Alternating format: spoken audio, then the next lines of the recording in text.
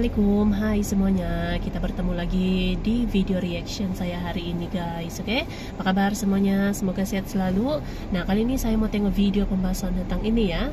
Tak mau diatur-atur Singapura, Jokowi bangun smelter timah raksasa. Tembaga pun dibangunkan smelternya, timah pun ini dibangunkan juga. Nah, apakah timah juga ya akan dihentikan juga nih ekspornya, sebab tembaga pun dalam rencana akan dihentikan oleh Indonesia ya, akan di stop ekspornya ya. Mungkin timah ini juga akan di stop juga ya nih guys. Nah, so jangan lama-lama lagi, mari sama-sama tengok video ini. Let's go. Kita tidak mau pengusaha yang punya smelter di sini itu semaunya ngatur harga. Pemerintah yang akan mengatur harga itu supaya jangan pemilik diatur harga gitu. Itu juga pemilik UP tadi juga memasok tadi ke smelter sini dengan harga yang pantas. Baik, sederhana.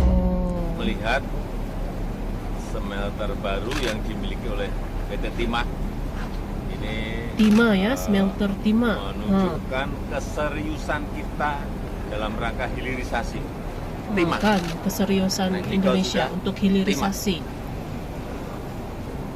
boksit. Semuanya akan saya ikuti dan ini nanti akan selesai. Kan tidak main-main Indonesia. November. Dan kita harapkan pergerakan hilirisasi semakin bergerak gitu ya, menghilirisasikan sumber alamnya. Segera mengikuti seperti yang kita lakukan di Tiga, tapi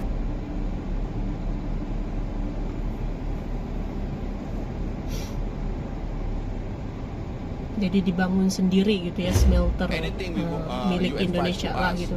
We very welcome, but one thing, don't disturb our economic growth. So whatever it is, because at the end we have to create job opportunity for the people of Indonesia.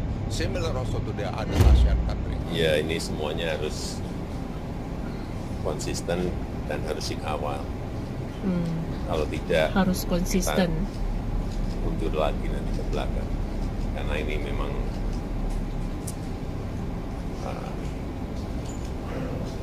konsistensi itu yang dibutuhkan.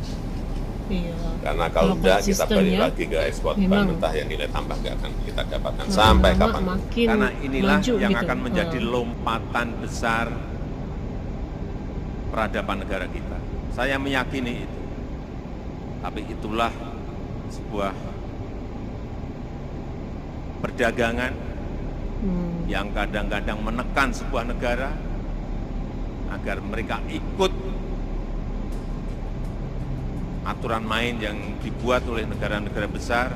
Kita semua ingat Bung Karno tahun 1965 menyampaikan menolak ketergantungan pada imperialisme, memperluas kerjasama yang sederajat dan saling menguntungkan. Itu dia. Presiden Joko Widodo pastikan penyetopan ekspor timah akan terjadi di tahun ini. Menurut Jokowi, langkah penyetopan itu guna mendukung upaya hilirisasi industri dan pemanfaatan sumber daya alam Indonesia yang melimpah. Apalagi saat ini Indonesia adalah negara nomor 1 pengekspor ingot timah, di mana cadangan timah Indonesia adalah nomor 2 di dunia. Tentu saja pelarangan ekspor timah ini menimbulkan respon dari berbagai kalangan.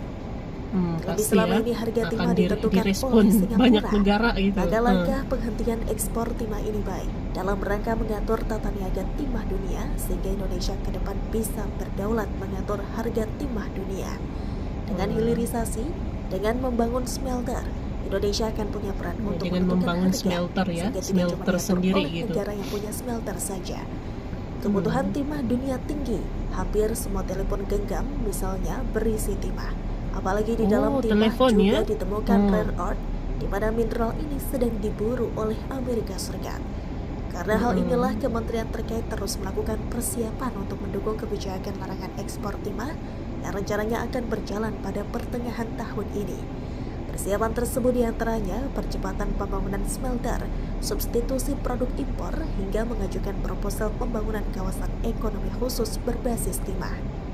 Ada Untuk macam-macam smelter, nih ya pemerintah saat pembangunannya ini nih. terus mengebut pengerjaan smelter timah top submerged ledge atau TSL Ausmelt Yang Furnace smelter milik single PT line Timah Tbk tembaga di lagi. kawasan unit metalurgi Muntok, Kabupaten Bangka Barat. Proyek pabrik pengolahan timah modern ini akan selesai pada November mendatang. Smelter November. TSL Ausmelt Furnace Oh, ini November tahun inilah merupakan kali salah itu ya. satu bentuk transformasi dan inovasi teknologi pengolahan timah kadar rendah yang dilakukan PT Timah. Sebelumnya, perusahaan menggunakan Nampaknya akan ada reverberatory banyak perubahan furnace di sebagai Indonesia ya teknologi tahun ini. pengolahan. Langkah ini dilakukan menyusul minimnya serapan timah batangan di industri hilir domestik yang bertahan di angka maksimum 5% dari produksi 80.000 ton per tahun. Jokowi kali ini tak main-main. Sejak terpilih Betul. menjadi Presiden Tidak Republik main-main Indonesia, juga ya. Jokowi mulai merubah keadaan Indonesia dengan banyak membuat gebrakan dan kebijakan ekonomi hingga politik yang lebih progresif. Perlahan namun Betul. pasti, penerimaan Singapura yang bersumber dari keuangan Indonesia mulai digembosi dengan sejumlah kebijakan pemerintahan Jokowi. Banyak kebijakan-kebijakan Gebrakan-gebrakan baru yang kan dilakukan Indonesia Jokowi ini membuat negara itu lakukan tidak lagi gitu. dianggap sebagai kekuatan ekonomi yang superior.